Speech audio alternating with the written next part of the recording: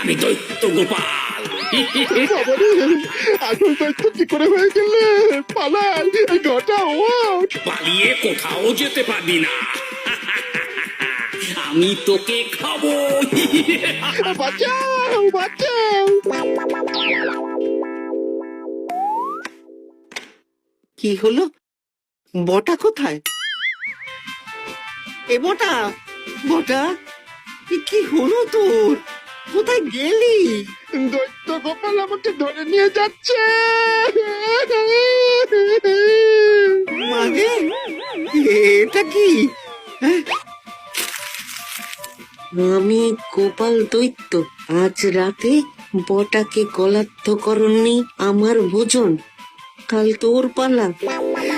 ওরে বাবা রে, কি কাণ্ড! আমাকে ছেড়ে না। চুপ, আমি মানুষ। এবার বল, আমাকে ফাঁসানো হচ্ছিল কেন? বল। আমি কিছু জানি না, সব মন্ত্রী মশাইয়ের চক্রান্ত।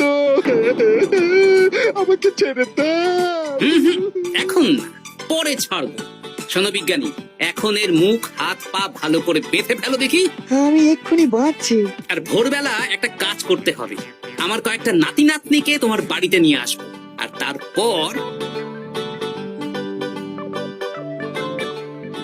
আচ্ছা, আমি এখন চললাম। দরজাটা ভালো করে বন্ধ রেখো।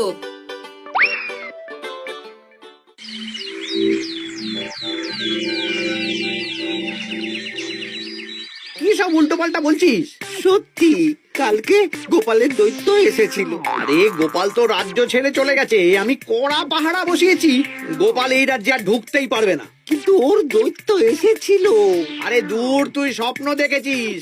সকাল সকাল মাথা খারাপ করাস না ঘটা, কাজ আছে। সত্যি বলছি। চুপ।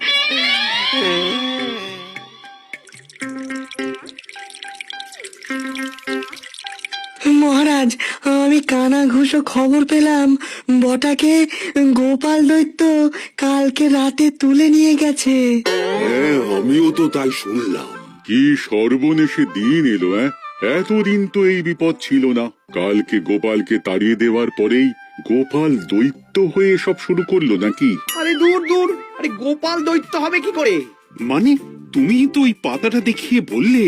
না মানে আমি বলতে চাইছি যে মহারাজ, গোপাল দৈত্য হয়ে এই রাজ্যে বিপদ আনতে পারে, কিন্তু সেটা তো এই রাজ্যে থাকাকালীন।